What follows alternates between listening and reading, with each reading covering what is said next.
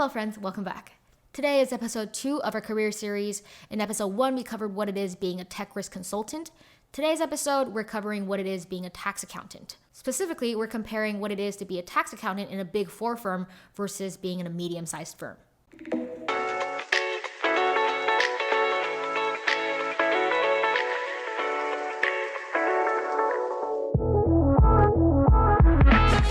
So if you're just new to this accounting industry and trying to figure out what you want to do in accounting, there are 3 main paths that you can do. One is being a consultant in an advisory track, a tax track, or an audit track, audit assurance track. Audit assurance is like the financial auditing, making sure that there are no material misstatements that could lead to fraud. And on the consulting advisory side, it's what I do as a tech risk consultant.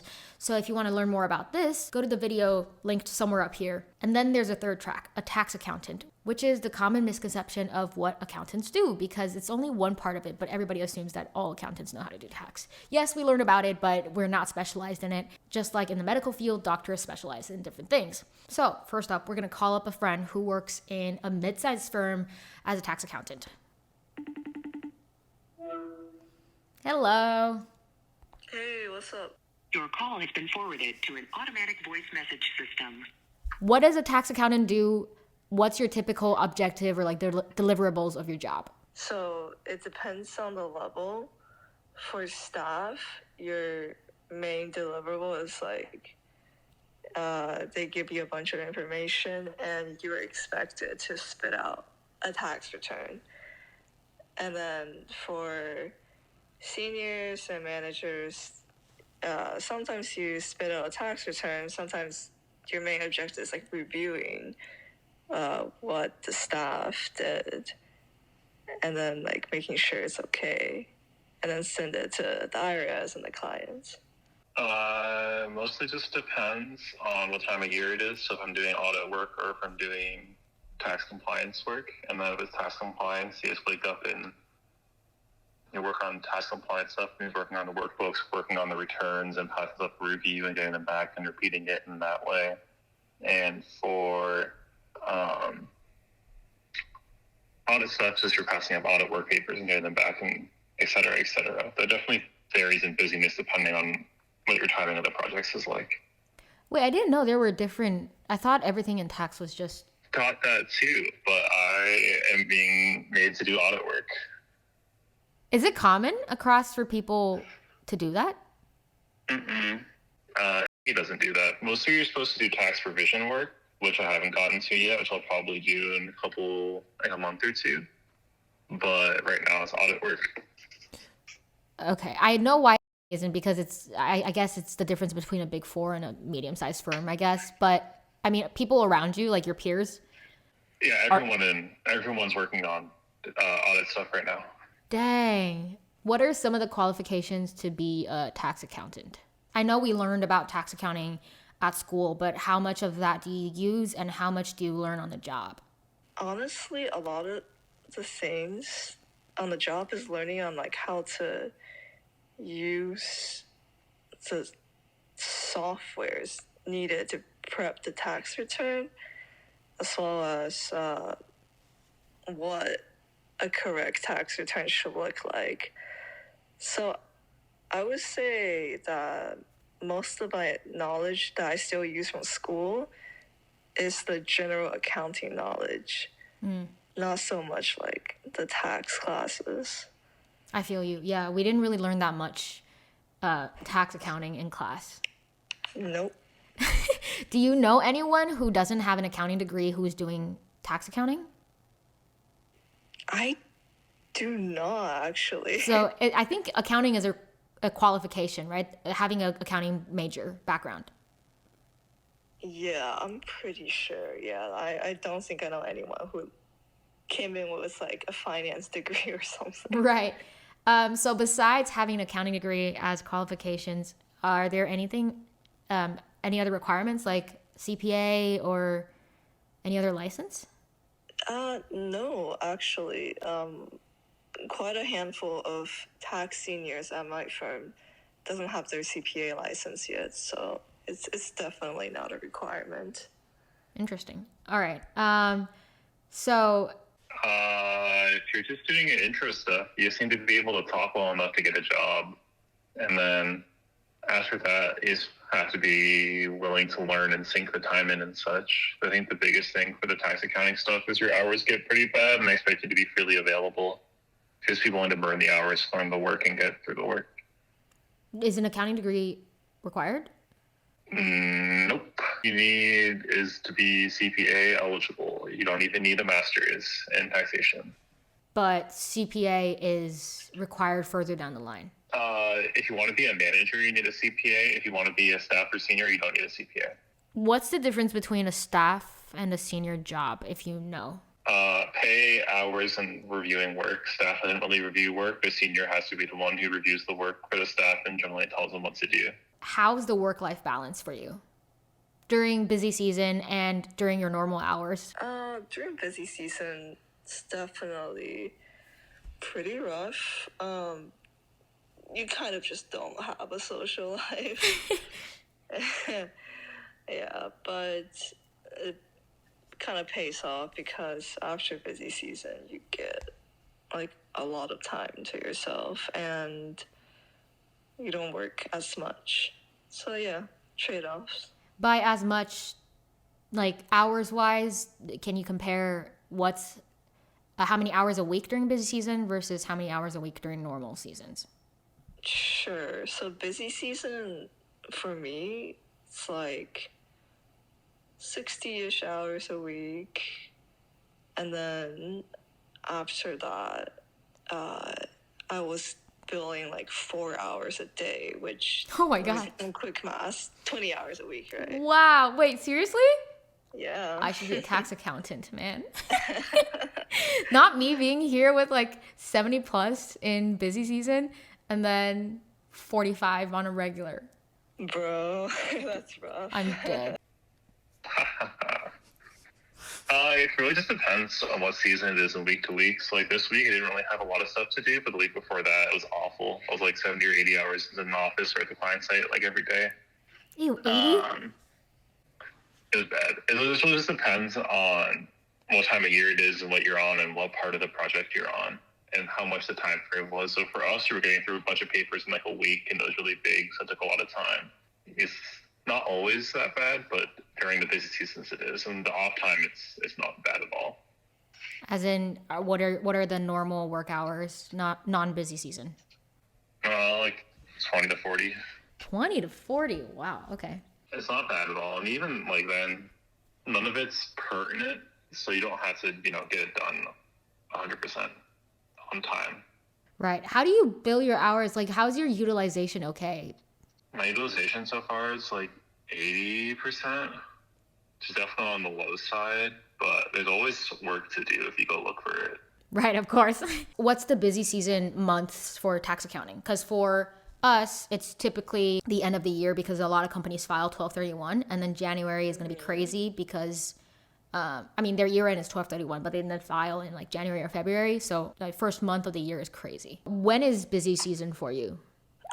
So that's like the tax return deadlines, March 15 and April 15, but work picks up around like February, lasts all the way till, April 15th. That's the first busy season. And then summer, like, you calm down and then you're back to this like normal 9 to 5. And then it picks up again around, I would say, like August-ish. For the extensions, yeah? Yeah, the extensions. And then it's like September 15th and October 15th. Right. So your busy season's coming up soon. How are you feeling? Oh, it's already started, kind of. But it's not too bad. I'm ready to work, Good for you. Good for you. I had a really long winter break, so... That is amazing. Yeah. January to April, and then like midsummer to October, November. Wow, that's much longer than what had. Yeah, it's just like a lot of stuff that happens, and you try to get started as early as you can. But like when busy season ramps up, you're not full time busy. But when you get closer to deadlines and stuff, so like for tax season, you get closer to like September, it's really bad because you have like separate deadlines for partnerships versus federal, states, and like other state returns. So it easily can drag on depending on how your project went or like which returns you have to file. And then for this one, it's just busy because there's audit work and there's supervision work too. Do you find it hard to get through busy season? Because for me, it's kind of like up and down. There are times where you just crank it out and you don't even feel it. And then there are days like today where I'm just like, this. You were working today on a Sunday? And yesterday, I had a 10:30 meeting call yesterday morning. It was with the whole team. Oh, bro, that's rough. On a Saturday. Oh, girl. And we worked through like the whole MLK weekend as well. I've been working all the weekends in January. Jesus, I'm so sorry. That Sorry. sounds rough. Thanks. It's my first. I didn't have to do this last year, so it's definitely new. But for you, do you find it hard to get through it? Sometimes there are deadlines that are pretty stressful, but for the most part, it's not terrible, I guess. All right. Do you find it hard to get through busy season?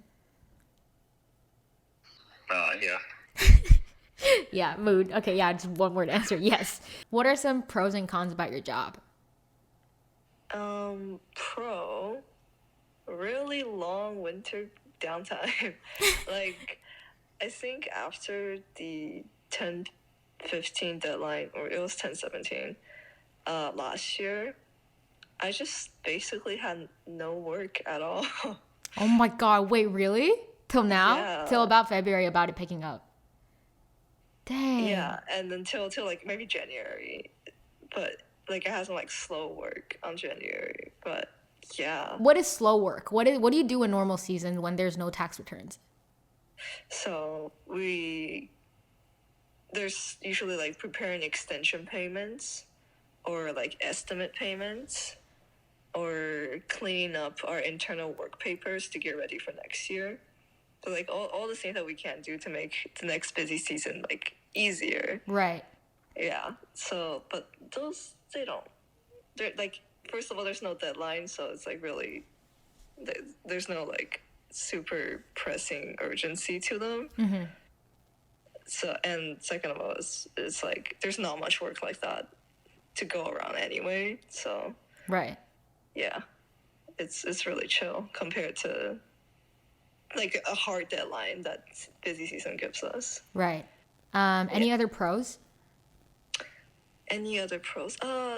My firm, I'm just speaking for my firm, but it's like really flexible that we can like work from home. Mm-hmm. And a lot of times, like as long as the hours requirements are met and like we finish our job, they don't really care like when or where you work. So that flexibility, I think, is something I really appreciate. Yeah. Do they care if you're in state or out of state? I think that mostly depends on like if the firm has a base set in that state. It's not like HR payroll things, but mostly I don't think they care. What about some of the downsides about your job? Busy season. Yeah. That's honestly the only thing I can think of because when it gets stressful, it gets really stressful. Oh yeah, tell me about it. Yeah, it's like, I think last year I had this individual client that's like, so like it was supposed to be a 10-15 deadline, right? Mm-hmm. And that client is like huge, which took me like about like 200-300 hours. And the partner who was responsible for reviewing that client had to like leave for work about like 2 weeks earlier than the deadline. So the deadline for us to finish prepping the return was pushed up by 2 weeks. Dang. So that took some, Yeah. 3 a.m., 4 a.m. night grind. Ew, that is gross. But that was the only one time that Right. that has been really stressful. Other than that, it's not bad. All right. Well, I wish you the best too of bad. luck this busy season. Thank Hopefully you, nothing thank crazy you. comes up. Yeah. My pro is that I make enough money to afford an apartment, eat, and do fun stuff sometimes when I'm not working. The con is that I feel like I work too much. I hate my job. Oh my God. And the work is like sometimes okay, but other times just like really mind-numbingly boring. Is that the hardest part of your job, you would say? It's like it's very like tedious and No, hardest part is the hours the and hours. having to be freely available. Like freely available as in at all hours? Like on weekends and stuff. And when it's busy season, you're telling people when you're signing off. Dang. You need to check with them before you sign off and stuff. So they can be pretty late, like 10 p.m. or like midnight and stuff like that. What's the latest you've gone? Like 1 or 2 a.m. And sometimes it's like not truly working the entire time. Sometimes you have to like push the software and you like have to wait a while because it's taking so long due to busy season. Everyone's using it. And you're still sitting at your computer and doing work and such. Are you in person, remote? Is it required to be? Mostly I'm remote, though I probably go in once a week. There's also certain times for the audit work where I have to go to the client site for a number of days a week. Speaking of clients, because you work for you're not in a big four, it's more of a mid-sized, large Yeah. kind of firm, mid-sized, I guess, if you wanted to categorize that. What would you say the biggest difference between the big four and not non-big four firms are based in whether it's client base or just work life in general? Anything you can speak to about it? I have not. I've never worked for a Big Four, so I can't really compare. Right. But for me, working for a mid-sized firm, like the clients are obviously smaller because we're not like doing tax returns for like Amazon or Google. So it's like so we have like more number of clients, but they're like smaller. Actually, I don't know if we have more clients, but they're for sure like smaller, like size. So I think I would say like it's nice because I can really choose what I want to work on. So if there's like some returns I don't like, I just tell them, I'm like, please don't put me on this again. Gotcha. They usually listen, so All right. it's nice, yeah. Do you get more individuals, like, really rich people tax returns or small, like more local firms? It depends on the timing. So in the beginning of the year, it's more like partnerships Right. because we're trying to get the K1s out. And then later on, it's like individuals because we got the K1s and now we're doing their returns. I'm totally understanding I totally remember what a K1 is. It's like little returns that tells a person how much their partnership made Right. this year. So they need to include their own income. Yeah. Gotcha. Yeah. Okay. Are most of your clients like big corporations or are there more, more local firms or are there even individuals for a big four client? Yeah, there's individuals, but they all have a lot of money. There's a lot of big corporations, a lot of smaller corporations too. There's a pretty wide variation, but you seem to be able to pay the fees. So that's really what determines what kind of clients and stuff you get. So like all the people that, like individual people I've worked on have been pretty wealthy. I haven't worked on a bunch of the individuals. I don't really like that work as much, but there's also a lot of big companies that you do the work for. Do you prefer working for individual clients or big corporation clients? I like the big corps more. Why is that? I don't like the software we use to prep the individuals. There's also some really wide variation in what kind of stuff can go into an individual's tax return and how either complicated or simple it can be. And I think that for the corp ones, it's a lot there's a lot more to do, but it's a little bit more standardized. You can see how all the parts play with each other a bit easier. Do you specialize in some of the clients, or are you just depends on what is needed and just get all the experience?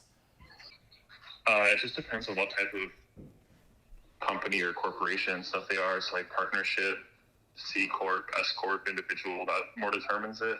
And for audit stuff, it doesn't really matter for all corporations. What do you think the biggest differences are? I think it's just you don't work on some of the big name companies. I think the quality of client doesn't seem as high. And I think the hours worked don't seem as bad either in the long run. Like, I don't think tax people do audit at a lot of the other firms. Is there a big pay difference? You don't have to say a number, just pay gap wise. Not a ton. I think the variation I've seen is like 5 to 10K. Also, is a variation that can apply across service lines and inside of a firm. Like the same job at another big four firm. It's just, they're all kind of in the same ballpark. The variation isn't huge. What do you wish you had known before going into this industry, this tax accounting track? I don't know. I guess like how much you really like need people. That sounds dumb, but it's like It's not dumb. To get like the job done, to get through your first year when you like knew basically nothing, you're like really reliant on like people that already know stuff. So yeah, yeah, I guess you gotta be okay with like not feeling like annoyance when you're asking people questions all the time. I get you. I think this is very common across all the accounting tracks because it's such a funnel that they just essentially push you through so quickly, and they don't know what you know or don't know, so you kind of just have to. You gotta ask, yeah. Yeah, you gotta ask. Yeah. What do you wish you had known before going into this track, if any? How much I wouldn't like it, but also I think it would have been nice to know exactly what. I think the biggest thing, also the big things I wish I'd done is I wish I'd done the master's in taxation stuff. If I actually was going to do this, I'm definitely coming from behind on like knowing what's happening. That and just how much work it is sometimes. So you think there's a benefit to pursuing the masters of tax? Oh, definitely. In what way? Like do you know what you learn in the masters? Is it more just the knowledge behind tax returns or software? You don't learn anything about taxes in undergrad. Like most people take like 1 or 2 tax classes total. So a year of only doing taxes and talk about all the parts of it because it's complex and changes all the time. It's helpful. Got it. Cool. So you mentioned a lot of like software things. Those are learned on the job because you don't learn that in school. Do you find anything that you leverage from what you learned in college or the CPA? Not really. I think the most useful thing for like the software side is just talking to seniors and stuff, because they're the ones who used it the most recently, and been there a while to use it. I think that one of the bigger things I found out that I was kind of frustrated by is a lot of the managers and senior managers don't know the software as well. They weren't staff preparing it, and the software switches over time, so they just don't know it in the same way. So it's like frustrating to go to ask for help. But it's nothing to do with CPA or school. It's just learning how to use a new tool. And regarding the knowledge of filling out tax returns, I mean, where do you even start? Like, do you? You ask your senior or manager what you should do, and they tell you what to do. Okay, gotcha. At the end of the day, you have an Excel workbook that tells you what to enter in every single box, or what to enter for each part. And then you spend a lot of time just entering it in and making sure it flows through correctly. And it's populating on the proper forms and stuff. All right. Well, I think that sums up the questions. That was way faster than I expected, but I think this is going to be really helpful. Easy game. Easy. Yeah. So thank you so much. And that concludes episode 2 of the career series. I hope you found this helpful in navigating your accounting career if you're interested in pursuing that, or if you're just browsing, trying to understand the different industries. Next episode, I intend to cover software engineers in a similar manner, but probably a few more from, big corporations like Amazon, Google, one of those big corporations, to smaller firms, and just kind of comparing both and learn more about what a job is on a more basic level trying to explain it 101. So if you found this series helpful, don't forget to like, subscribe. The first video is covered in tech risk consulting. And yeah, stay tuned for the series. I post every week. Currently, the schedule's a little iffy because of busy season. I'm working way too long right now to be cranking out 3 videos a week. But I promise there's gonna be 1 video at least every week, and motivational quotes almost every day. And lastly, I just want to say thank you all so much for the 300 plus subscribers in helping me meet my January goal. I really, really, truly appreciate it. And only up.